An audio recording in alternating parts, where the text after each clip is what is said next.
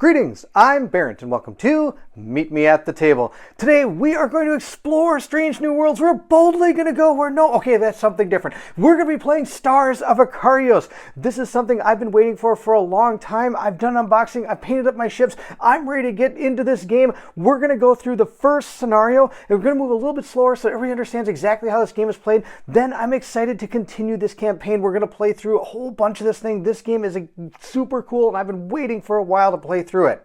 In this video, we'll be playing through the first scenario in this book using two pilots. These two pilots were chosen by my Patreons. If you're interested in making decisions that will affect our gameplay, please feel free to join the Patreon. The link is in the description below. This is going to be an epic adventure game in space. I've been waiting for an amazing space game, and I think we've finally found it. So without further ado, let us start Stars of Akarios. And if you're excited to see if our two pilots can make it through Stars of Akarios, then I need you to meet me at the table.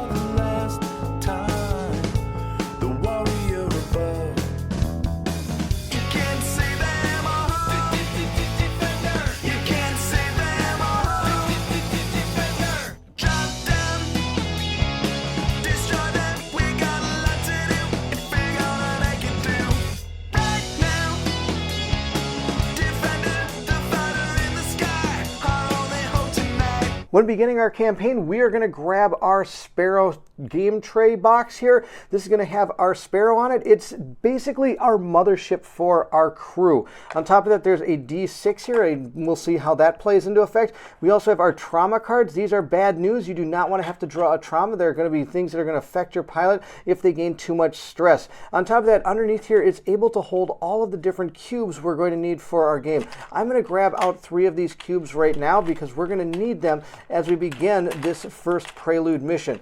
They're going to go into our Sparrow's slots. We're going to put this down right here. Do notice there's a thing up here that shows what this is immune to, which is pretty much everything. We'll discuss some of those as we play through our game. According to our setup, we're going to put 5 supply on our ship. Our time track is going to be at 1 and our health is at 1. It doesn't actually mention anything about the time track or the health at the beginning of setting up a campaign, but I just want to have them there so if we do need them for our mission, they're ready to go. On top of that, we're going to grab our our squad progression sheet here. This is not our character progression, it's our squad. So it's going to have things like our pilots we're going to place down, our squad name, which I would love some help. If you have some great names for a squad of fighters, please let me know in the description of this video, or in the comment section, Please make a great comment to tell me what you think our squad name should be. On top of that, it'll show us different objectives that we've gotten and able to cross off as we've played through the prologue, the first, second, and third act. They're all on here. Plus, we also have some cycles as well. Not sure what those are. We shall see how it goes as we play through this.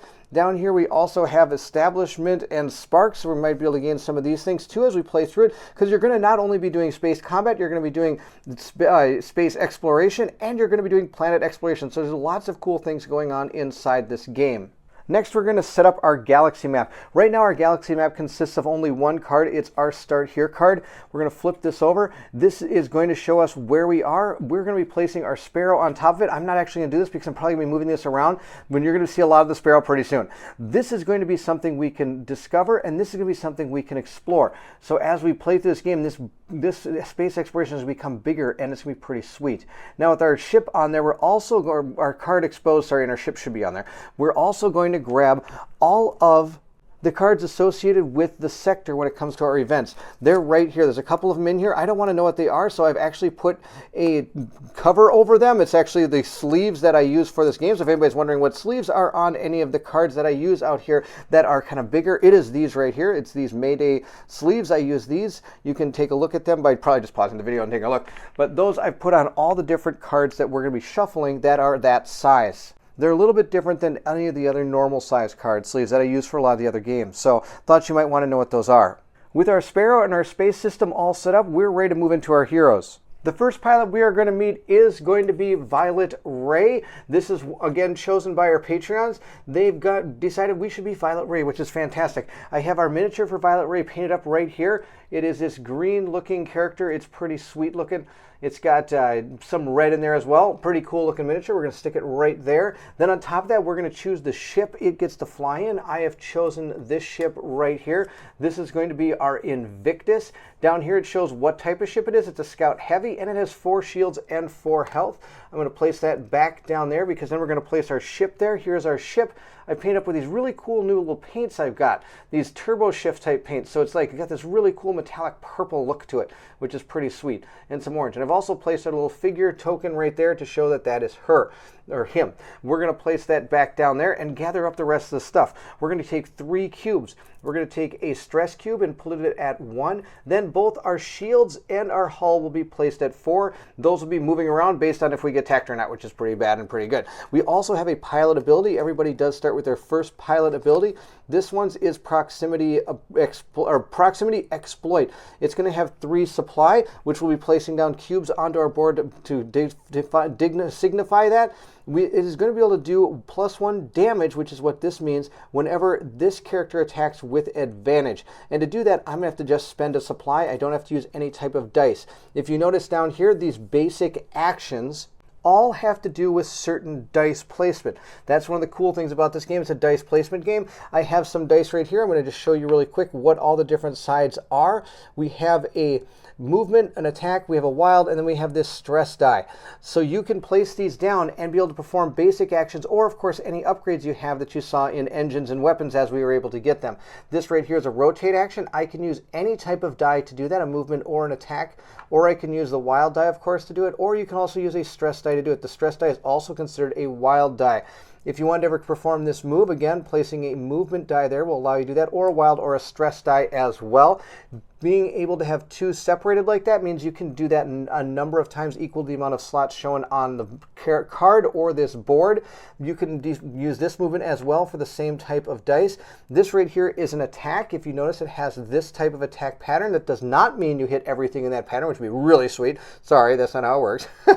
Instead, if you see this number 1 right here, this will show you how many people you can target with this attack. This will show you how much damage. And this will show you the dice that you have to slot in there. Of course, you can use this die, or you can use these dice as well because they are wilds and considered anything. Now, this action down here is the repair action. It takes 3 dice to do this, but you're able to gain back 2 hull, 2 shields, and are able to remove 2 stress. Removing stress is fantastic. I'm not a huge fan of stress. And of course, you can use any die you want placed here. This means it's a wild die, or wild slot, meaning it can have any type of die placed there. So I could place one of these, and one of these if I wanted to be able to do this action. If you ever use the stress die in any of these slots, you do not raise the stress level like you normally do when you use the die for any type of action. Of course, these are just the basic actions. We're going to be gaining some weapons and engine upgrades that are going to be able to do some fantastic things with our ships.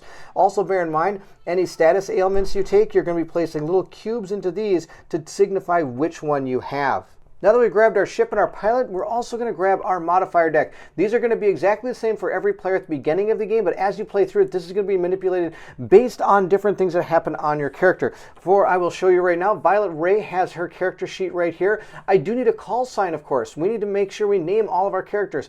Well, I think we'll have to try to figure out what we're going to name them. We have Violet Ray. What do you think the name should be for her or him? That'd be awesome to hear. This is going to be your ship. You have to name your ship as well. Well, I got lots of things to name. We're going to name everything. And on top of that, you're going to see down here, these are going to be your skill tracks that you can go up. As you gain points into these, you're going to be able to affect that modifier deck, and you're going to be adding or subtracting different cards from it to make your deck unique and attractive to how you're playing your playstyle. As for that way we're going to do it, we're just going to make sure we have all of them that have the same number. We're going to grab all the ones for number 2 for Violet Ray. We'll put it right down there. This one is all set to go. We'll also gather 4 dice. That's going to be how many you roll. If you're playing solo, you're just going to add 1 more die, giving you the ability to do a few extra actions a turn. But every more characters you're playing, you're always going to be just rolling 4 dice. When it came to choosing our ships, I tried to be a little unique. This one is going to be a scout and a heavy. There are many different types of ships that you can be. You can have, for example, our Merkava, which is going to be the other ship our other person is going to use, is command and assault. So I've tried to spread them out a little bit. Each one of these is going to have its own type of abilities. For example, scouts are fast and nimble. Research is the forefront of technology, and they're able to help out teammates and hinder the enemy, more like a status type character, I'm guessing. Assault is ready to equip the most powerful weapons.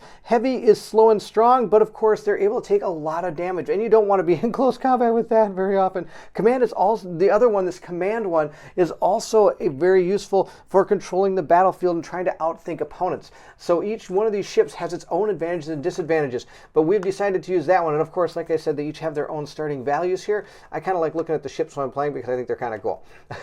Also on this, I want to mention that these are the abilities and modifiers you're going to have when you go down to the planets. For now, we're just in our ship. We're not down on a planet. And to make every ship unique, once you pick everything out, we're now going to decide on what engine upgrades and what weapon upgrades we want. We each get to choose one from the first four. So we have 1 to 4. These are all going to have different patterns, and you're going to be placing down dice to trigger these. We'll put a move die down here. It's going to cost us a supply to use it.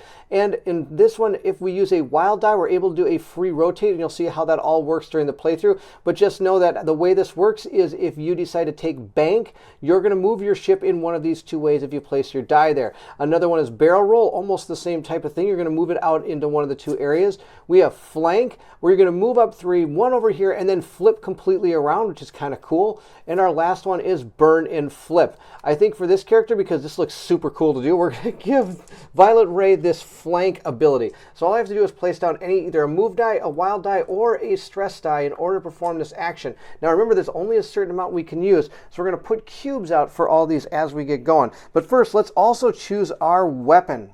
The weapons we can choose from, again, are our first 4 cards here. We have EMP Blast. Let's go ahead and look at this really quick so we can explain how this all works. First, we have our ship in the middle. If you look at some of the other ones, they're going to have those burst patterns here showing the exact way this is going to attack an enemy, where its firing arc is. And if you notice, this one does not have a firing arc. That means that this does not have to actually have characters in a certain place to fire at them. Instead, as long as they're within the range, which for this one is 3, it can target one ship and do 1 damage. And the effect will be a stun if I wanted to pick this one. If you notice, there's a plus symbol here. So if we decide to put down 2 different attack dice, or for example, a wild or a stress die, into both of these, we're going to upgrade the attack to this one, which would do 1 damage to 2 targets within 3 range. So it's upping the amount of targets we have if we decide to take EMP Blast. We also have Burst Fire. This one again has a plus, which is going to increase its damage if it decides to use 2 dice to do it. This one has an interesting, it's a long shot. It skips 1, but then it hits these 2. But this is it's a hard one to pull off because you have to have you have to put a ship in exactly one of these 3 places. It's going to have Pierce, which will ignore shields. It's going to do 2 or 3 damage depending on how many dice you use to slot. Again, a plus symbol. It still will only affect 1 target though. And then we have the Proton Blast. This one is going to cause jam, which unless a person is immune to it, they're going to have disadvantage for the round that this is fired on them. They're going to, as they attack back, they're going to be at disadvantage, meaning they're drawing 2 of these modifier cards and taking the worst one. Advantage, of course, works just the opposite. You're going to grab 2, and it's going to be the better one. This does 2 damage to 2 targets, but notice this is not a plus symbol. You have to spend an attack and then either a attack, move, or a stress die. So the other one can be a wild symbol, so you can put anything you want there. It doesn't have to be the wild die. Just keep that in mind. The wild die gives you the ability to use it anywhere, but doesn't mean it has to be that die in that spot. It can be any type of die for that slot. I think we're going to give that to Violet Ray. That's going to be awesome. So I've got this giant proton blast that I can maybe potentially scoot on and around and behind some enemies. This is going to be really, really fun. The last thing we have to do is add our supply cubes to our board. And this one takes 3, so we'll put a black cube into 3. This one is also going to take 3. Now that, of course, is how many times you can use it. You can get them resupplied by using an action over here, or potentially a card or the Sparrow itself may potentially be able to give you some more supply. But for now, this is how many we start with. The second character voted on by our Patreons is going to be Enver. Enver's got these stats. When we go onto the planet, we're not there right now. We've got his miniature, though. He is right here. He's all painted up and ready to go. The cool thing is he's got these little lines on his cheeks, so I kind of tried to put those in there. But this is him. He's all painted up and ready to go on an adventure. He's good to go. We also decided to give him this ship. We've given him the Merkava. It has a lot more health, but less shields. It's a command assault. I think I showed a little bit of it just a little while ago. Now, sadly, I don't have any blue, cool-looking paint, so instead I painted him with like a purplish color. I thought it was kind of cool because these colors all kind of sparkle. They're called these turbo ships, so it's kind of neat. I think those are really cool paints, and I really think they look awesome on spaceships. So that ship is all set to go. I decided to give him burst fire and burn and flip. I've added the supply cubes to it already. We have our dice right here, and we've put down his cubes based on his ship here, and we have the modifier deck all built and ready to go. Of course, the only thing left to do is we do have to give him a call sign. And then once I get all the call signs, we'll add them to our sheet right here under the call signs. That'll be awesome. With our Sparrow ready, our two characters, Violet Ray and Enver, ready to go, it's time to jump into the mission. Our first mission is our training mission. Our objective is to eliminate all enemy ships before they destroy the satellite. Let's read all of the neat, awesome text that goes along with this story. Of course, this game does have an app that has a fully voiced story component. Because I don't know exactly the rules on copyrights, I don't want to play that out as I do this, so we're going to read through this. You get to hear my wonderful voice. Of course, each part of the prelude area has a great thing that has to do with learn to play. So it does say in the first scenario, you learn how to play space combat, read the story below, and then follow the learn to play instructions. The briefing room is full of chatter amongst the various cliques present. It's an uncomfortable mix of experienced pilots and trainees, and a blend of different species of the United Intergalactic Alliance. While you scan the room, you recognize a friendly face. A medallion named Soul. He nods to you with a familiar grin. Welcome to the big time. Don't mess this up or I won't get to see you looking this uncomfortable at the next briefing. There are smiles all around at the gentle Rybing. Someone congratulates him on his promotion to lieutenant when you're cut off. Captain Soma's entrance isn't dramatic or loud, but her presence brings an end to the chatter in the room. "Attention!" snaps Captain Soma in her stern Celestian accent. She has no patience for anything less than complete attention. The younger pilots have only ever seen her on news clips. The iron command in Soma's voice stops them cold. "When your CEO is present, idle chatter ends. Perhaps some of you require more time in training." She looks pointedly at the recruits who failed to notice her arrival, and they sink down in their chairs. Not paying attention here and now will cost you out there, and not just you. It could cost the lives of others in this room. She doesn't have to single anyone out this time.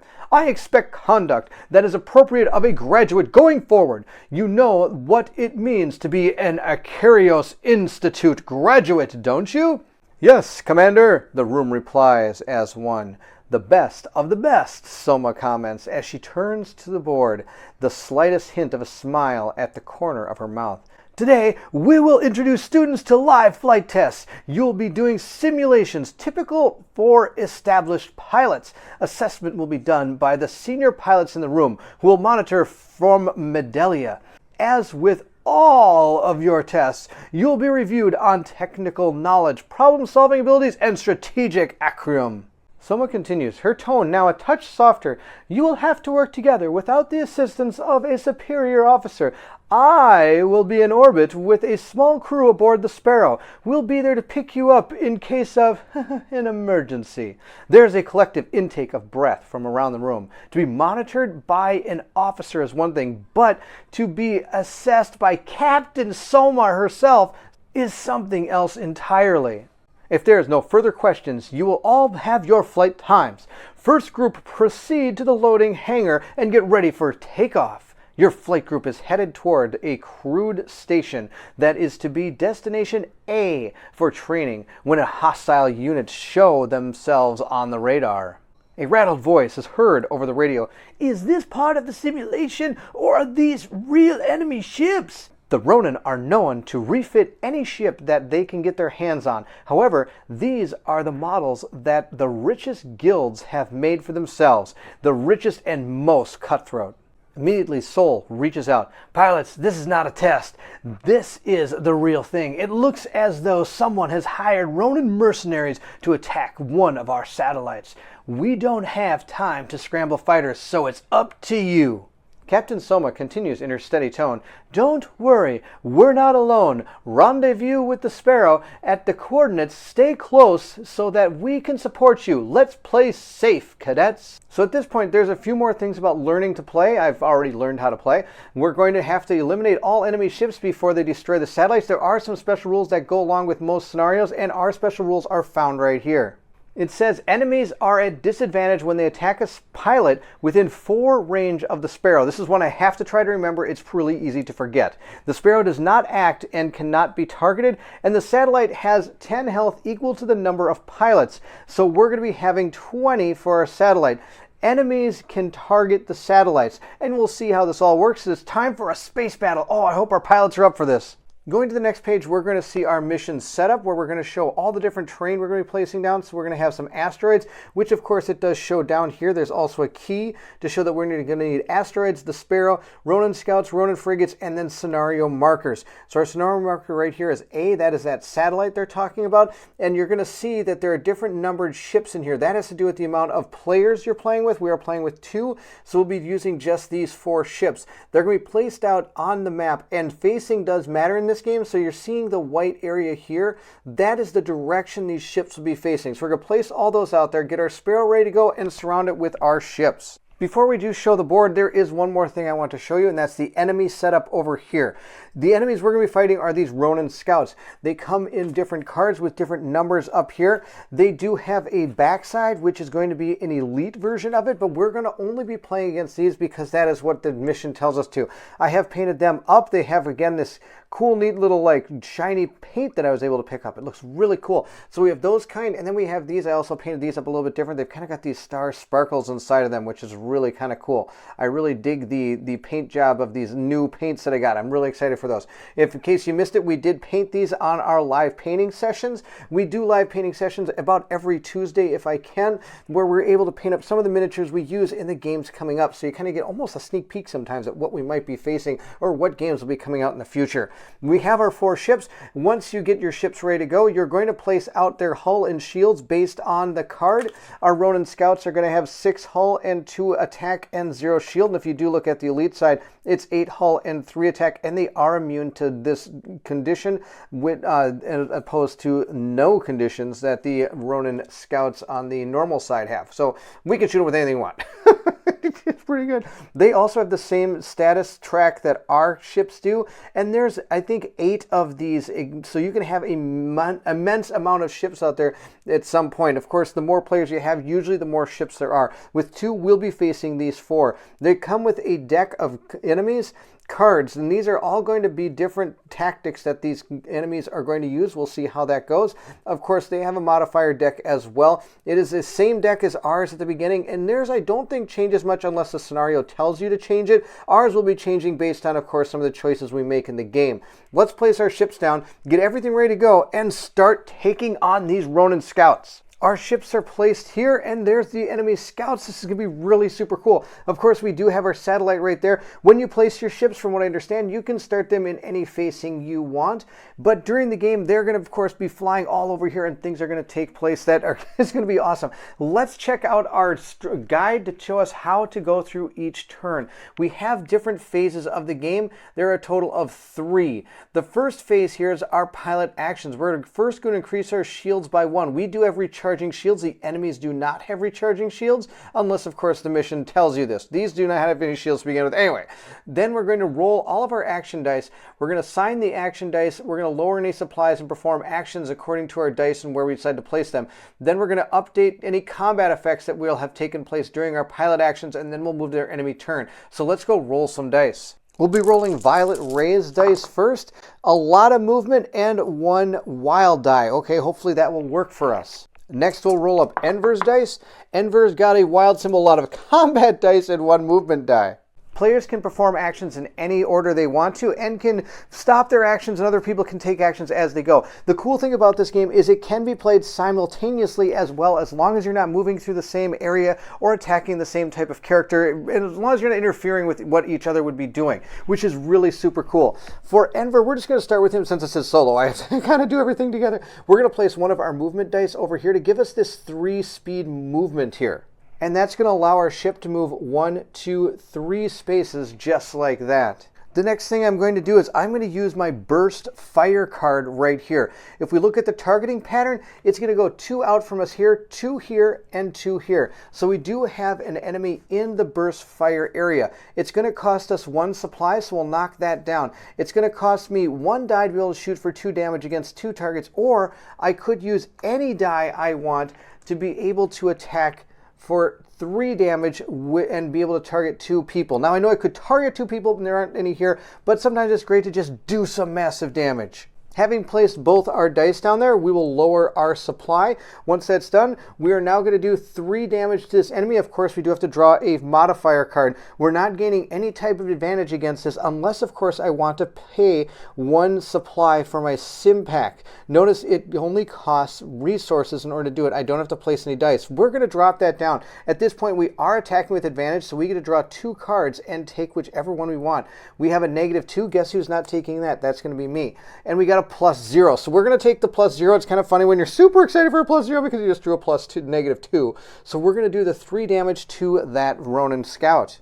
That is Ronin Scout 1, so he's going to take 3, 1, 2, 3, bringing it down to 3. At this point, I have a wild die left, so I could use it to potentially move, or I could use it to attack again with this basic attack, which only targets 1 person and only does 1 damage, but hey, that might be worth it. So we are only going to do 1. Now our stim packs over here that we used, 1, you can only use each one of these things once per turn. I can't just keep using my stim pack over and over during the turn. And this advantage only works against the first attack. So if I were to make 2 attacks against these guys with the targeting 2 people, the checkmark advantage symbol here, the rule for it, actually states that this gains advantage on the ship's next attack for the first target only. So it would have only affected the first one. Of course, there was only 1, but I just want people to understand that. So we'll draw our modifier card. We got +1. That's fantastic. So we did 2 more damage. Of course, that brings him down to 1. We're so close, but we just couldn't take him out. With our next character, we have a ton of movement potential here. We could potentially move 1 and move over here, move 1, 2, 3, and then move 1 and over here and fire with my last attack, killing that Ronin Scout. That's a possibility. I think that might be what we do. There's also plans. We could use our flank maneuver, 1, 2, 3, and then move 1 over here and turn and be that way, which probably wouldn't be good, but I could go 1, 2, 3 first, then 1, 2, 3, move over here and be facing that way, or I could be facing this way. There's a lot of super cool movement in this game that you can do. It's really kind of fun. I do have 3 movement dice here though, so what we are going to do is we are just going to do some basic moving because I think it's going to be best to take out that Ronin Scout. So unless things go terribly wrong for us, I'm going to place 2 movement dice here and 1 movement dice here and make my move. And that is going to allow us to go 1 forward, then 1 this way. Then we're going to do the 1 that does 1, 2, 3. The final one is going to make us move 1 this way and then move 1 that way. At this point, I can now spend my wild die that I have on that single basic attack that we used again, the same one that this one did. So it's only do 1 damage. And this does hit our firing arc. The person we're firing at is actually in that space right there. So we're going to flip over our modifier card. We got a 0. That's exactly what I needed because now that's going to do us 1 damage to the enemy. That 1 damage will bring this to 0. So we were able to take out this Ronin Scout. He's going to go back on his card right there and show that he has been removed. It's time for the Ronin Scouts to make their move. Let's see how they do. Their deck is right here. We're going to draw a card from there and do what it says on the card. If you notice this number right down here at the bottom, that's the order in which multiple different units would be going and in what order you do. So if we look at our card, we're going to see that during the enemy phase, we are going to draw a card from each enemy combat deck, determine enemy order, and perform enemy combat actions. And then, of course, we'll update our combat effects. There were no effects up here to update, but and there are not going to be probably any for this either. We'll see how this goes. So we're going to flip over this card, and since there's only Ronin Scouts, they're going to be the ones activating. If we look at our card, here's how it's going to go. We are going to see a bunch of stuff on here. This is the type of movement it's going to do. This is the type of damage or attack it's going to do, the damage modifier that it's going to do, and what it could possibly do to us. This is going to be its AI system that it's going to do, so let's see how this all performs. We'll start by having any elites from this class of ship go first. There aren't any, so then we'll just start with this scout right here, number 2, and we'll follow what it says. Number 2 is all the way up here. We'll see who this is targeting. It is going to target the closest thing that it can shoot. 1, 2, 3, 4, 5, or 1, 2, 3, 4, 5, 6. My ship is over here. It is going to target the satellite. That is its plan. So we'll start at the bottom here, and first it's going to rotate to see if it has an ability to fire at something. So it's either going to rotate this way or this way. Either way, it's going to be equally able to get it by being somewhere within its front arc here. We're then going to move. It's going to, then it's going to fire. It can't actually hit anything because its attack area here is not in range of anything it wants to hit. So instead, we're going to follow this path here. It did not attack. Did it attack? No. So it's now going to move 1, 2, and it's going to run right into this person. In space, you can move through things, but you can never land on top of any other ships. You can move into asteroid fields and nebulas. That's not good for you. Asteroid fields means you're going to lose 1 hull. Nebula means you're going to lose 1 shield. And if you don't have any shields, you're going to get stunned, which is even worse than having no shields. At this point, we have moved. Now it's going to rotate again to hopefully get something in its firing arc. So we're going to rotate it that way. We're going to see if its firing pattern works. It only is going to be able to hit the 2 squares ahead of it and the 2 squares on the side. Enemies do not hit themselves, and our pilots will not be able to hit themselves either, unless, of course, that's what you want to do with your ability. That's the end of number 2's turn. It didn't actually fire. There was nothing to actually have it hit. Moving over to number 3, it could stay where it is. It's going to hit these 2 squares, and these 2 squares, so it can't. Let's see if we rotate it. Could it still? It's still not going to hit anything. So it's going to stay just like this and move 1, 2, 3 again. Its target is this. That's the closest thing to it. It cannot target my Sparrow. That was also in the rules. Then it's going to rotate.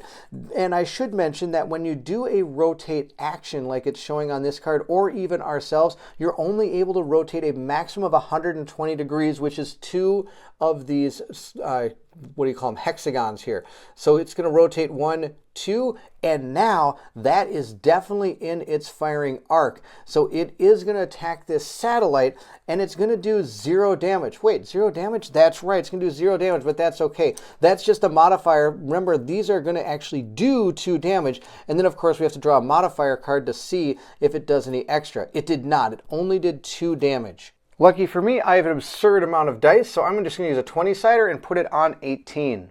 The only one left to go is number 4. It's going to start by performing its rotate action. So it's going to rotate 1, and it could move another one, but that's going to be just fine from where it is, because at this point, can it fire? Yes, it can. It can fire at this. We'll draw another modifier card and see what we have. We have gotten a +1, so it did 3 damage to this. So it's going to go down to 15 health. We'll put that right there. And that's the end of the enemy's turn. We have performed all of our combat actions for each one of the ships that are out there. We're now at the end of the round, so we are going to do any of end of round effects or special rules. There are none. Players will collect their assigned action dice. We'll increase the round marker. In this scenario, there really isn't any rounds we have to worry about, and we're going to repeat all phases until the scenario is a success or failure.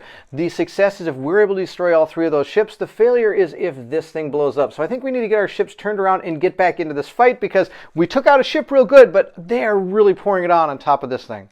All right, that's it. We'll move into our next round. This is super quick and super fast. I love how fast these turns go. The first thing we're going to do is we're going to raise up our shields. Of course, you can't go above your max, so none of our characters are going to gain any shields. We've got our dice, so we're going to roll those up. We'll roll Enver's first. Enver got 2 attacks and 2 moves. That should be pretty good. Next, we're going to roll up Violet Ray's. Let's see what this character gets. This character gets a wild and 3 moves. Wow, moving all over the place again.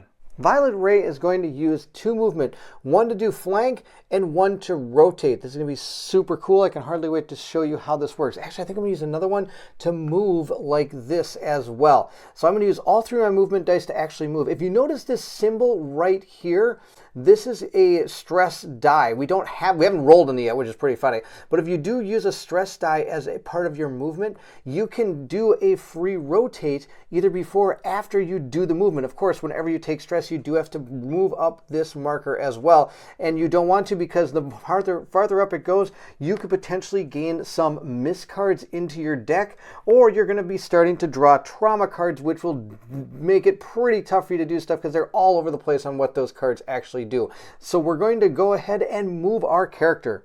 This is going to be super neat. This is one of the coolest things about this, is being able to fly around this board. We're going to rotate 120 degrees, so 1, 2. Then we're going to do our action to move this way. Then we're going to do our super cool flank move. This is probably my favorite move in the entire game, which is going to allow us to move 1, 2, 3. And then we're going, not after we move the 3, we're going to move this way and then this way and spin our ship completely around. So we're now in the back part of this ship. And if ever you attack something inside of the enemy's backside, you're going to gain advantage on the attack. Of course, they can do that to you as well. The way that the back attack kind of works to be able to get your advantage is if you kind of take these 2 squares on the outside of it and fan it out in a straight line. Anything behind it attacking is going to get advantage on that attack because you'll be attacking the back part of this ship.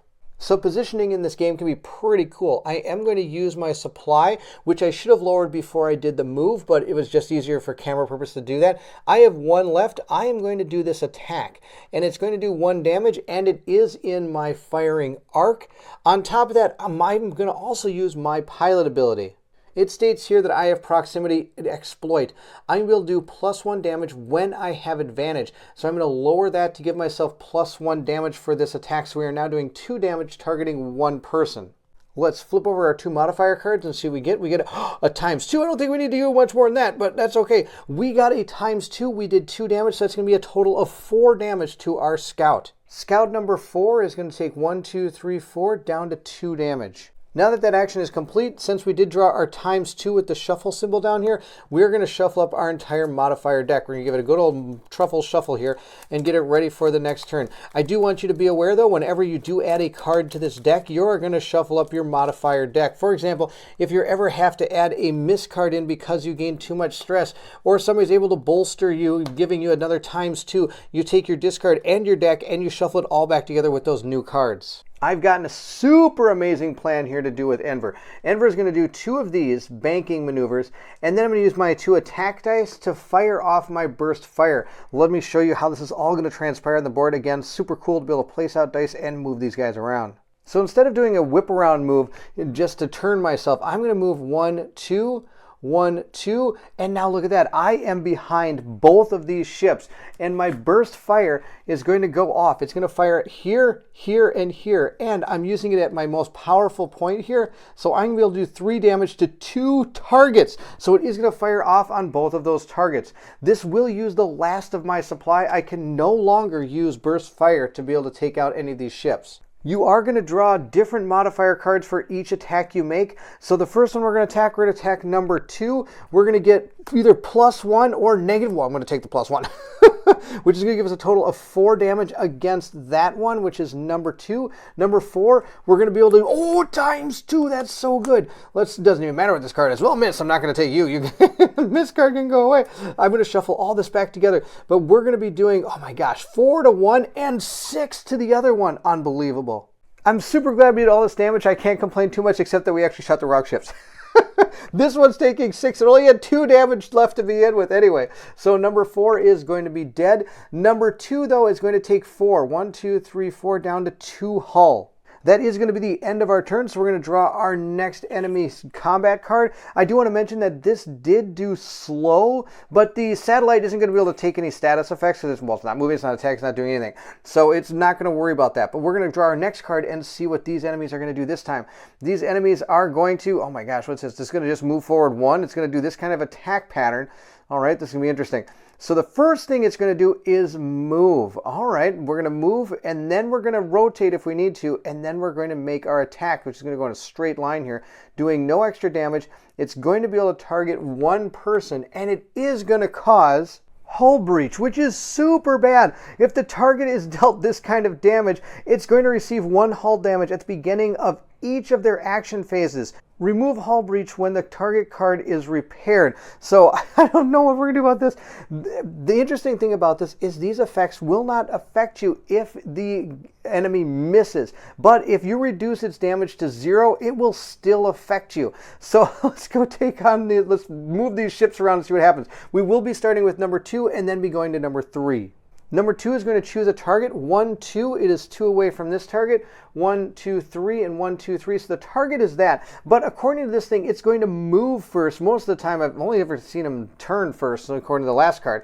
But this one's going to have it move first. So it's going to move first. Now, it's going to rotate. And it's going to rotate towards a target, which is going to actually be this one, because it can't actually hit anybody else. So it is going to make a rotate this one. And it's going to fire straight into that character with its attack. Look at this. Boom, boom, boom, boom, boom, boom, straight in there. It's going to hit me. It's going to do 0 damage. But remember, I do have to take 2 because the scouts do 2 damage. Let's take out their modifier. Oh my gosh, I can't believe it. It got a miss. That's absolutely stellar.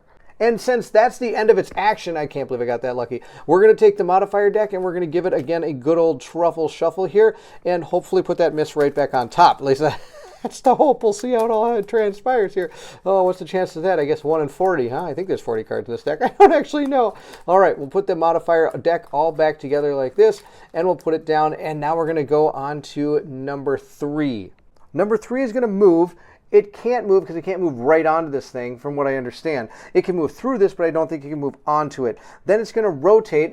Its rotate is going to be to fire at this thing, so it is going to attack, and it's going to do its modifier card of +0, so it's going to do another 2 damage, bringing this thing down to 13 points of damage. Oh my gosh, we're getting out of this thing pretty easily here. This is super cool. I can't believe that attack missed. That was so awesome. We don't have any effects or anything we have to do. There's no time counter to turn down. We're just going to go right into our roll the dice phase because I don't even have to raise anybody's shields. We haven't even been hit. This is out of control. And look at this, more movement and some more firing. That's going to be for Violet Ray. And for Enver here, Enver is going to roll his dice. And we actually finally got a stress dice. You can actually see what one of those things do. We didn't get any stress dice till right now. Enver is going to gain these dice here to be able to use on his turn. If we look at this attack pattern right here, we're going to place one of our dice there onto it, and we're going to be able to attack number 2. I'll show you right there where I get to go 3 and 2 and 2. If you look here, it will target all 3 of these squares, these 2 squares, and these 2 squares. So we are in its flank, in its backside here, so we do get advantage. So I get to draw 2 modifier cards and take the one I want. The first one is a -1. We don't want that one. Let's see what the second one is. It is +0. We'll take that. It's only going to do 1 damage, leaving our scout with only 1 health, but that's going to be just fine. We've got some tricks up our sleeve. The next thing we're going to do is place a wild die or a stress die right there.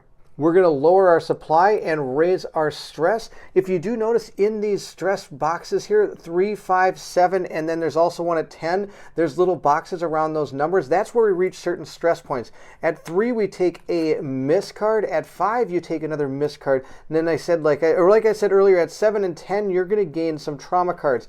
And if you're at 10 and you gain more stress, you actually come back down and start the track again. On top of that, when you get to 10, from how I understand it, you're actually going to mark off a trauma inside of your character's sheet. So you'd be filling in one of these, and every time you draw a trauma card, you're going to draw 1 plus the amount of these that are filled in. So you never really want these ever in your life.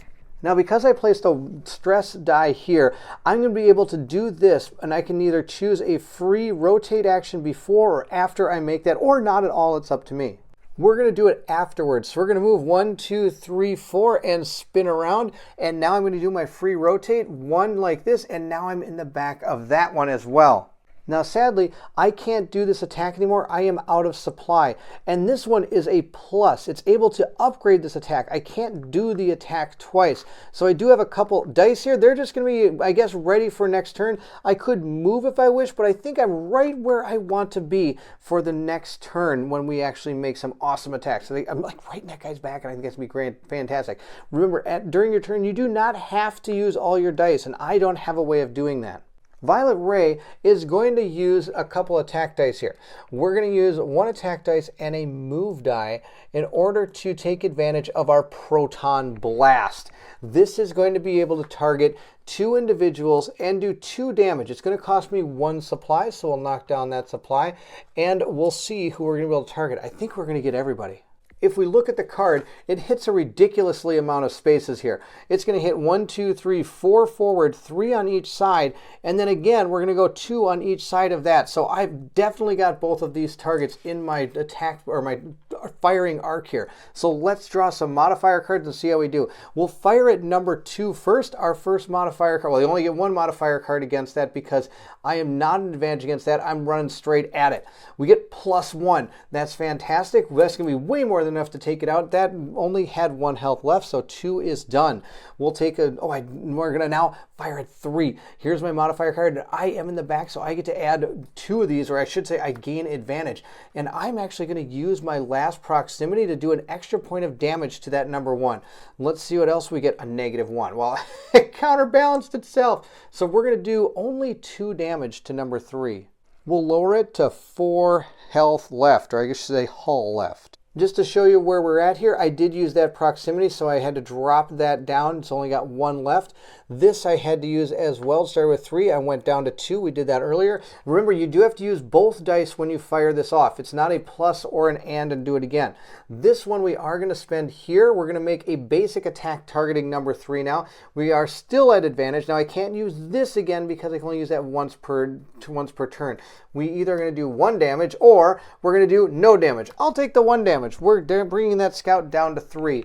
I still have, again, 1 more dice left. I don't think I'm going to use it because any of the movement I make is not anything I want to do. Before we draw our card, this does have an effect called Radar or Jam. What that is going to do is the target is going to have disadvantage in all of their attacks until the end of the next action phase. To signify that, we're going to take a red cube and put it here so we can remember. Even though I do put cubes on this board, I guarantee you I'll still probably forget every once in a while. We're going to grab our next card and see what they do. This one is going to attack, rotate, move, rotate, and attack. Oh my gosh. Okay. So it's going to attack first. So it's going to attack the satellite. Then it's going to rotate to not going to rotate. Then it's going to move. Then it's going to rotate. And okay, this is going to be something else. Let's go take this on. So, of course, the target is still going to be this thing because it's right in front of it. So it is going to attack. It's at disadvantage, so we're going to draw 2 modifier cards. The first one is 0. The second one is +1. We'll take the 0, meaning it is going to do another 2 points of damage. Just goes down to 11. At that point, it is now going to rotate. It has no place to rotate because it's aiming right at its target. We're then going to move, which is going to be move forward 2, 3. So 1, 2, 3. It's right there.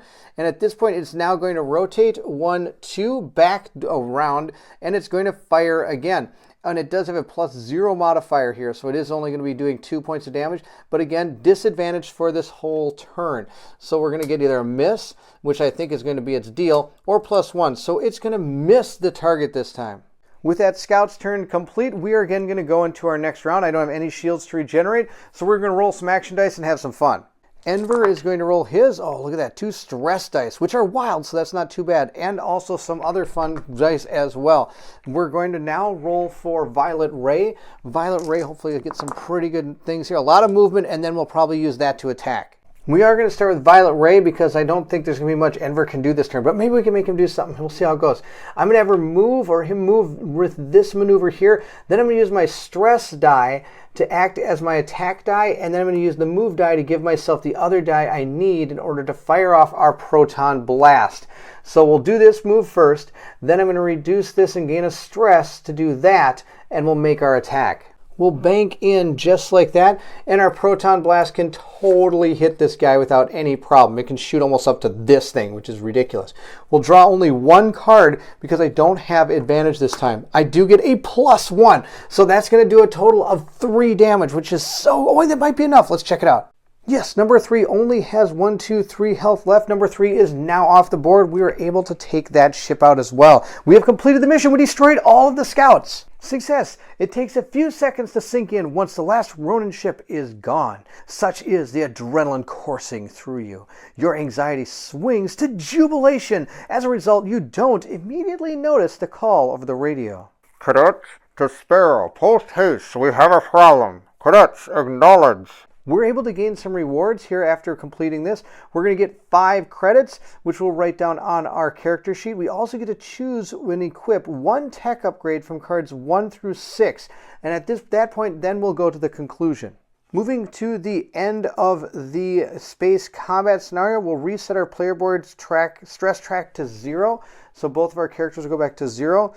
We'll then flip all weapon and engine upgrades on the player board face up. Ours are face up, but I do want you to be aware that if you're to take damage, at any point you can negate all that damage by flipping over an engine upgrade or a weapon upgrade, and it's no longer usable for that scenario, but you do get it back at the beginning for the next scenarios, unless, of course, there's something in the rules that has changed how that works, like a scenario objective or a scenario situation of some kind.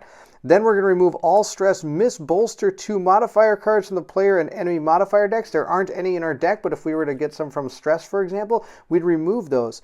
And after that, we're going to read the success and failure section. I know we already read the success, but that's okay. I just want to make sure that you understood how the end of this thing works. So we're going to grab our modifier deck, put it together, leave it all just like that. Our character's ready to go, except for one thing. We have to choose a new tech upgrade. Oh, this is super cool. We get to add 2 techs, a ship ability eventually.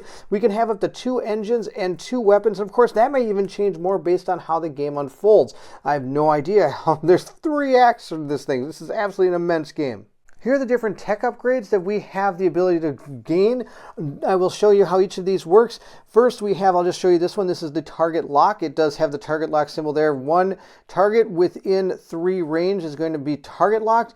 It's going to only cost us a supply to use. It starts with 2. Over here though, it shows that it's going to cost us 10 to have this. Of course, we're getting 1 for free, but if ever we wanted to buy this at any time, it would cost us 10 credits. This is only going to be able to be used by a heavy or a command ship. It doesn't have to be a heavy command ship. It just has to have one of the 2 different tags. Now, of course, we have, I think, all the different tags from all our ships. So the Minerva could use any of the command ones, and our other ship, the Invictus, can use any of the stealth or heavy ones. So, for example, it could have a chance at cloak or jam. It could also use, I guess that's all it could use. And this, oh no, it could use heavy too, so it could use these 2 as well. And this one can use assault, which is this one, or command, which is this one and this one. So let's quickly go through all these, and then maybe you can help me decide. Jam right here is going to give the person this jam ability, or was it radar jam, which means they're going to have disadvantage, and it can target 2 within 3 range, and again, it only costs a supply to use. The cloak, on the other hand, is going to cost us 2 dice. This is going to give us the cloaking ability. That'll put our character into stealth, and they'll remain in stealth until the end of the next phase and gain, when fighting for the first attack while in stealth, it gains advantage for all targets of that attack, which is really good. Stealth is removed after attacking, and stealth ships cannot be targeted while in stealth and only be damaged by an attack with infinity targets. The ship will remain in stealth even after being hit. Now, I could see cloak being super cool, especially with more players. So you could have that one ship flying around and cloaked. But with only 2 players, I don't know if that's going to be that great. We do have repair. We could get this one. We're going to be able to use 1 die to be able to repair 2 hull on somebody within 2 range for 2 targets, within 3 range. So that'd be both of us. And if we use a stress die, we get to gain an extra one. So we're able to do 3 of them. We have the charge ability here. We're able to gain back 2 shields, very similar to the repair effect here, using the die to gain back some shields. The ion will slow a target within 3 range, and our lock, like I said, will target lock somebody, giving us advantage on the attacks. And interestingly enough, target lock not only gives you advantage, but when a ship attacks an enemy with target lock, they have advantage regardless of which direction they attack from.